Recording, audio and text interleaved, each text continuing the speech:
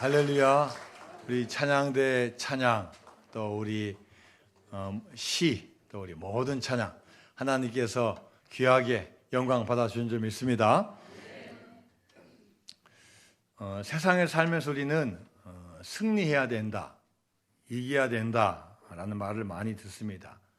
실제로 게임이나 경쟁에서 이기는 게 또 좋은 거고, 또 이겨야 또 기쁘고 그렇습니다. 계속 진다, 계속 패배하는 것도 또 그렇게 좋은 게 아닙니다. 가을 되면은 학교에서 운동회를 많이 합니다. 기억이 납니다. 항상 응원단장이 나와서 응원하면은 이겨라, 이겨라, 우리 청군 이겨라, 우리 백군 이겨라. 그리고 정확히 기억 안 나지만 어느 순간부터는 또 이겨라가 또 영어로 바뀌어요. 영어로 빅토리, 빅토리. 혹시 기억나십니까? 기억나신 분들은 좀 나이 드신 분인가? 네?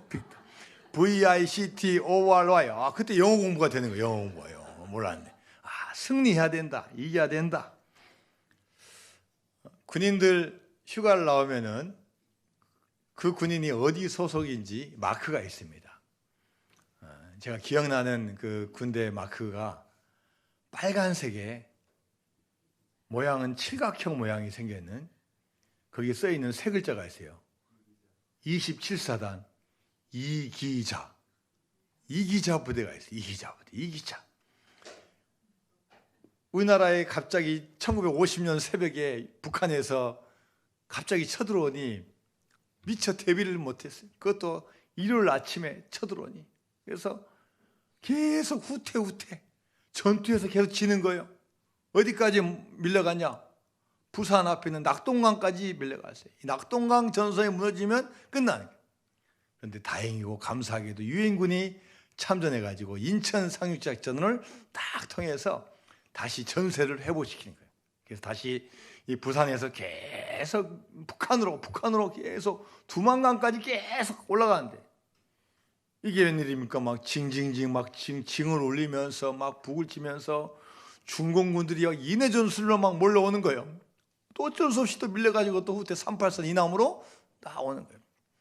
당시에 있던 군부대들은 대부분 다 전투를 맛봤어요. 그래서 아마 특별히 이 사단은 앞으로 잘 준비해서 절대로 지면 안 된다. 그래서 이기자, 이 부대가 있는 걸로 제가 기억을 합니다. 여러분, 요즘 사는 인생 여러분 어떻습니까? 사업이 잘 되십니까? 우리 학생들, 교육학교 학생들 공부 잘 됩니까? 또 직장생활 잘하고 있습니까? 또 청년들한테 물어보니까 청년들도 쉽지가 않대요. 희망이 없대요. 우리 기성세대 입장에서 보면 희망이 있을 것 같은데 희망이 없다는 거야. 취업하기도 어렵고, 또 가서 받는 월급 가지고 열심히 모으려고 하는데 뉴스를 들어보면은 서울 아파트 집값이 아무리 죽을 때까지 모아도 살 수 없는 돈을 생각하니까 좌절이 오고 절망이 오고 희망이 없다는 거예요. 희망이 없다는 거예요. 그래서 어떤 분이 저한테 하신 말씀, 목사님, 이기는 게 아니라 버티는 것도 쉽지 않습니다. 버티는 것도 쉽지 않습니다.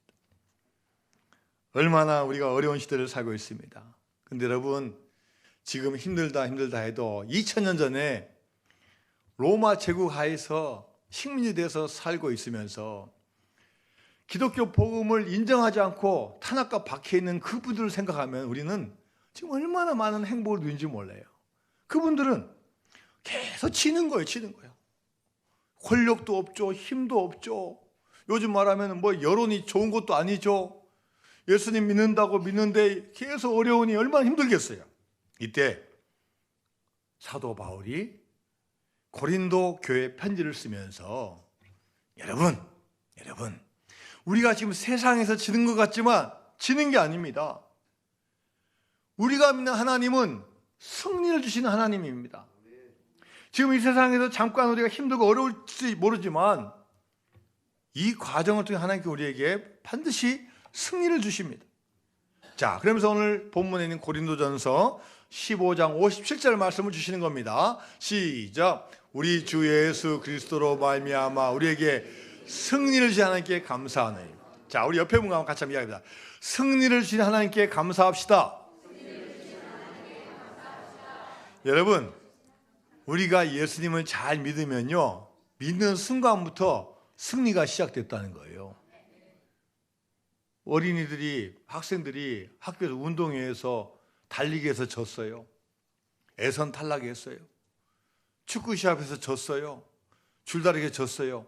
그런다고 여러분 인생 끝납니까? 아이는 그날 다 무너진 것 같지만 내년에 또 운동회를 하는 거고 학교 졸업할 때까지 기회가 계속 오는 거예요. 지금 힘들고 어려워서 다 끝나고 어려운 것 같지만 끝난 게 아니에요. 하나님 우리를 향한 멋지고 아름다운 장기적인 플랜을 가지고 계셔요. 지금 비록 실패한 것 같지만 반드시 우리를 승리해 주신다. 그래서 그 예를 들었는데 그게 바로 뭐냐면은 예수님의 부활이에요. 부활. 이 고린도전서 15장은 그래서 학자들이 부활장이에요. 부활. 여러분, 우리는 다 당연히 죽는 존재예요. 언제 죽느냐의 차이일 뿐이 다 죽어요. 그러나 이 중에서 내가 죽은 다음에 다시 바로 내가 살아난다, 보장할 수 있는 사람이 누가 있겠습니까? 우리가 육안으로 봤을 때 죽으면 다 무덤에 묻히거나 다 화장이 되는데 어떻게 우리가 그것을 알 수가 있겠습니까? 그런데 하나님께서 하셨다. 하나님께서는 그분의 독생자 아들을 이 세상에 보내주셔서 그분으로 말미암아 우리 죄를 담당하게 하시는 거예요. 그래서 십자가에 못 박혀 죽었어요. 우리 죄를 담당하고. 그러나 그 죽음이 영원한 죽음이 아니라 하나님께서 그를 3일 만에 다시 살리신 거예요. 부활시킨 거예요. 우리 죄를 다 짊어지고 다 죽으셨는데 다시 살아나니까 우리 죄는 다 없어지고 그분을 믿는 순간, 그 부활의 사건을 믿는 순간 우리는 다시 살아나는 부활의 역사를 우리도 체험하게 되는 일이 일어날 줄로 믿습니다. 바로 그래서 이 부활 사건이 바로 승리라는 거예요.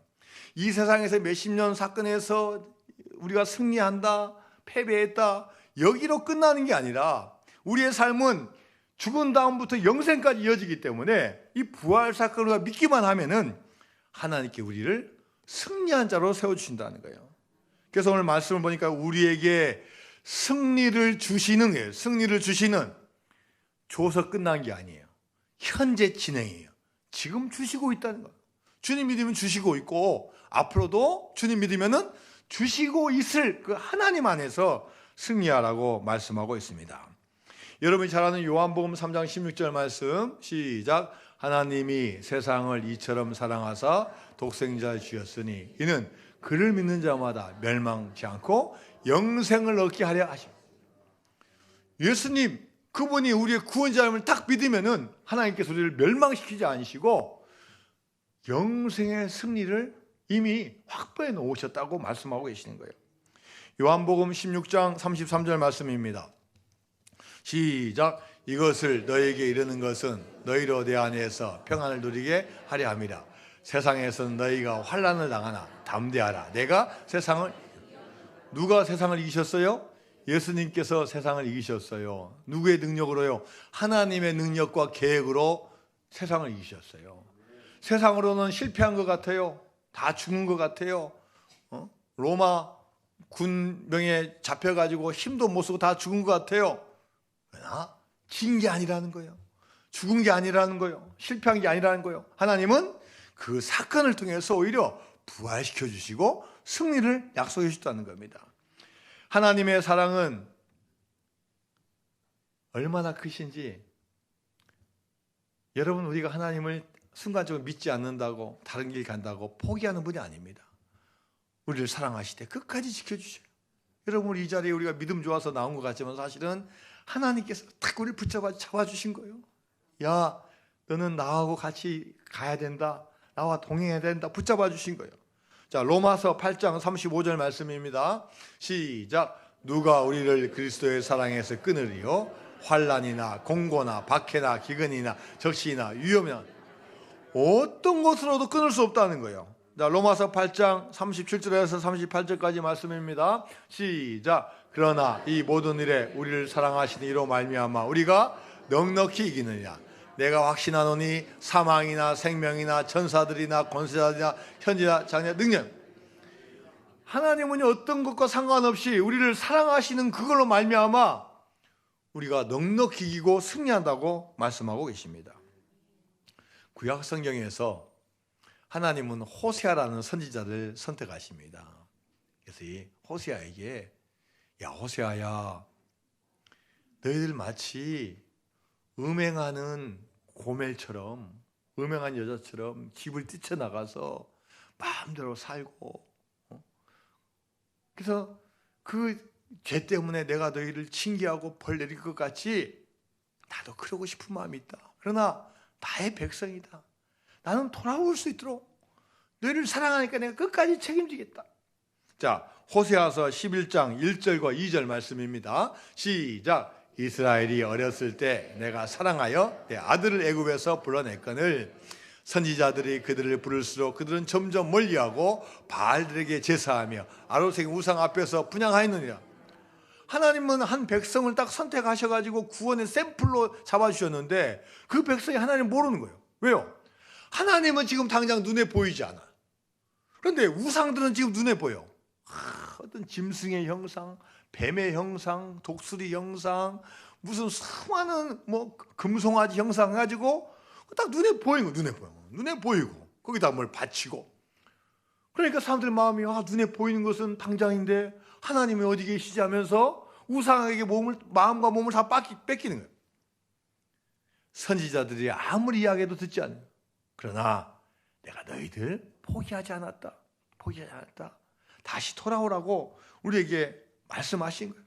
너희들이 우상 숭배한다고 내가 사랑을 끊는 게 아니라 난 너희들을 만나기로 한다 말씀하시고.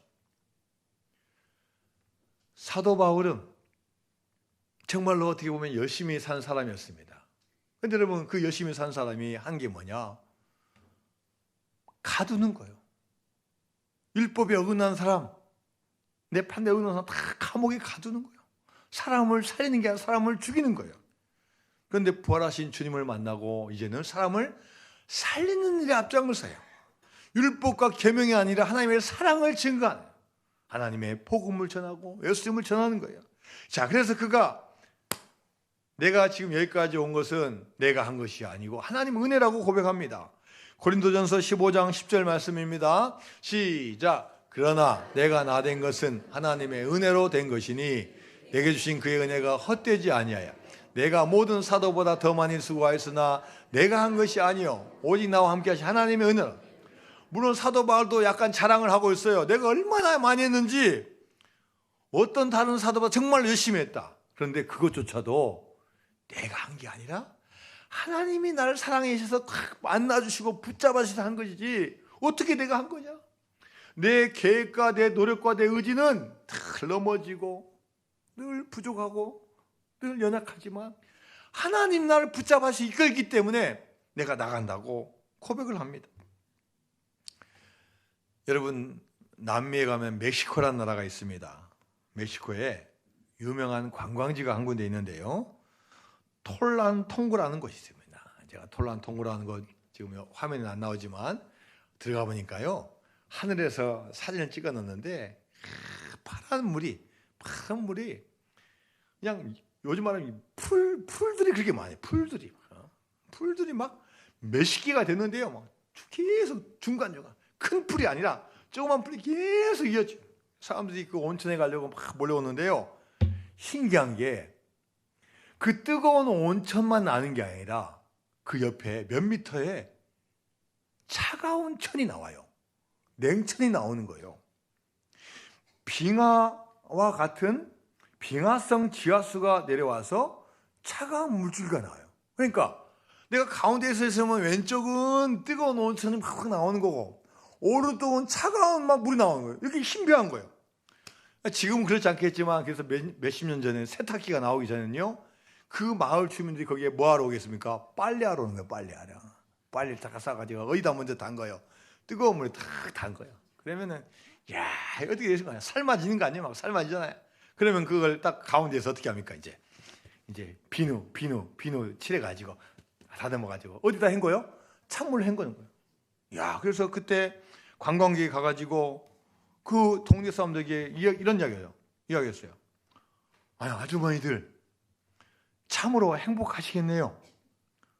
어떻게 더운 물과 찬물이 함께 있나요? 그랬더니 그 빨래하고 있던 아주머니가 대답했습니다. 이왕이면 비눗물이 솟아나는 샘이 하나 더 있으면 좋겠습니다. 이렇게 대답을 했다는 거예요. 여러분, 온천만 옆에 있어도 얼마나 큰 은혜입니까, 여러분? 이야, 그 온천만 있어도 뭐 돈도 안 주고 물이 나오니 얼마죠? 거기다가 냉천이 흐르니 얼마나 좋아요. 얼마나 좋아요. 그것만 해도 감사한데 우리 인간의 마음이 끝이 없다는 거죠. 중간에 비눗물만 나오는 물이 있으면 얼마나 좋겠습니까? 이게 사람의 마음이라고. 여러분, 사람의 마음이 이런데 인생에서 여러분 승리했다, 성공했다, 이루었다는 게 여러분 뭐가 있겠습니까? 없어요. 한계가 없어요. 규정할 수가 없어요. 중요한 건 뭐냐? 그 기준을 세상에 두면 안 돼요. 하나님께서 승리하셨다는데 그 기준을 둬야 돼요. 그래야지 우리 인생이 불공평하지가 않아요. 불공평. 그래서 사도 바울은 하나님 은혜를 깨닫고 나니까 내가 여기에 있는 것은 하나님 은혜라는 거예요. 은혜라는 거예요. 내가 복음을 전할 수 있는 게 하나님의 은혜고, 내가 건강한 게 하나님의 은혜고, 내가 감옥에 갇혀 있지만 실망하고 절망하지 않고 하나님을 찬송하고 기도할 수 있다는 게 이게 하나님의 은혜라는 거예요. 구약의 하박국 선지자도 없을지라도 없을지라도, 무화과 나무에 열매가 없을지라도, 감람나무에 소출이 없을지라도, 우리의 양이 없을지라도, 외양간에 소가 없을지라도 나는 구원의 하나님으로 말미암아 기뻐하노라. 할렐루야. 여러분, 이런 우리가 찬양을 해야 될 줄로 믿습니다. 우리는 추수감사주의를 맞이해서 우리는 어떤 고백을 해야 되겠습니까? 하나님, 제가 이 인생에서 열심히 살아서 어떤 분야에서 승리하고 이기기 전에 하나님께서 먼저 승리를 주시니 감사합니다. 먼저 주님을 믿는 이 자체가요, 승리예요. 승리. 하나님 만나고 이 삶의 비밀을 알고, 천지창조의 비밀을 알고, 구원의 비밀을 알고, 내가 이 세상에 몇십 년 살다 죽지만 천국 갈 수 있다는 그 비밀을 아는 게 이게 축복이에요. 이거 축복이에요. 이게 승리라는 거예요. 찬송가 585장 2절에 내 힘만 의지할 때는 패할 수밖에 없도다. 힘 있는 장수 나와서 날 대신하여 싸우네. 이 장수 누군가? 주 예수 그리스도 만군의 주로다. 당할 자 누구랴? 반드시 이기리로다. 할렐루야. 내가 싸우면 져요. 내가 아무리 장군이고 젊고 내가 힘이 있어도 져요. 근데 하나님께서, 주님께서 날 대신하고 싸우면 이기는 거예요. 골리앗하고 다윗하고 싸울 때 누가 이깁니까? 객관적으로 보면 무조건 골리앗이 이기게 돼 있어요. 등치도 크고 무기도 좋고 무조건 이겨요. 근데 결과는 다윗이 이겨요. 왜요?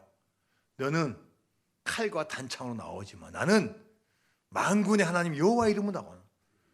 나는 힘도 약하고 무기도 없고 나는 경쟁력도 뒤지지만 만군의 하나님, 전능자의 하나님의 힘을 빌려서 나가니까 내가 이긴다고 고백하고 있는 거예요.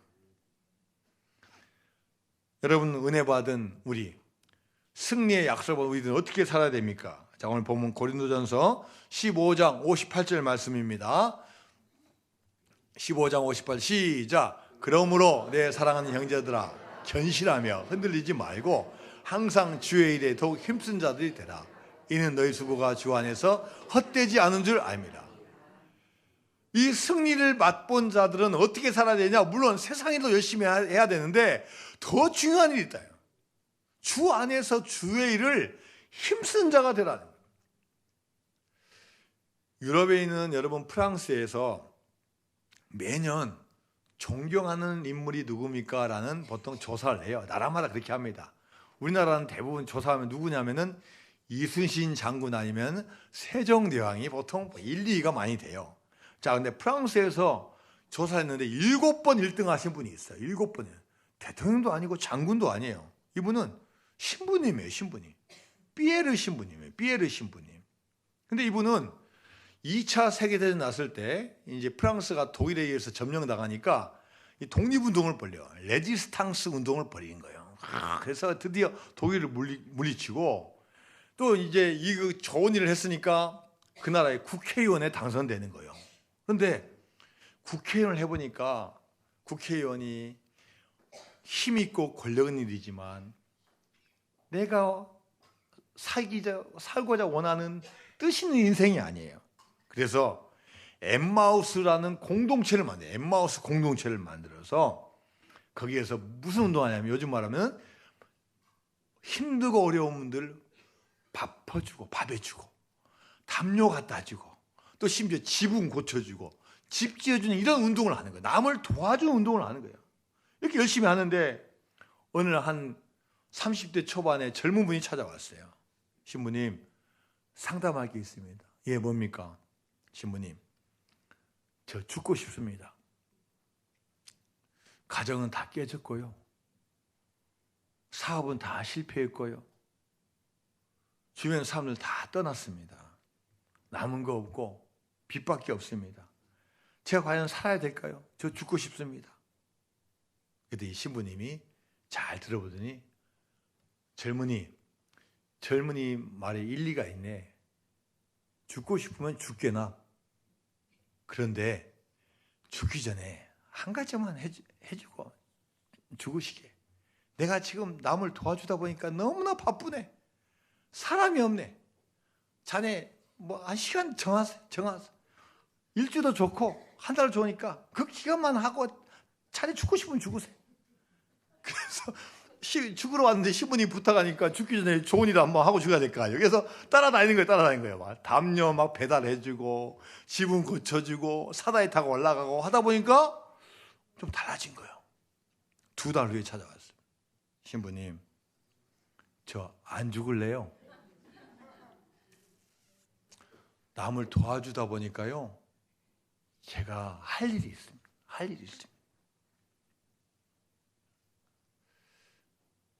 이 세상에는 대부분 다 나를 위해서 나의 행복, 나의 만족, 나의 성공, 나의 승리를 위해서 살다 보니까 만족함이 없어요.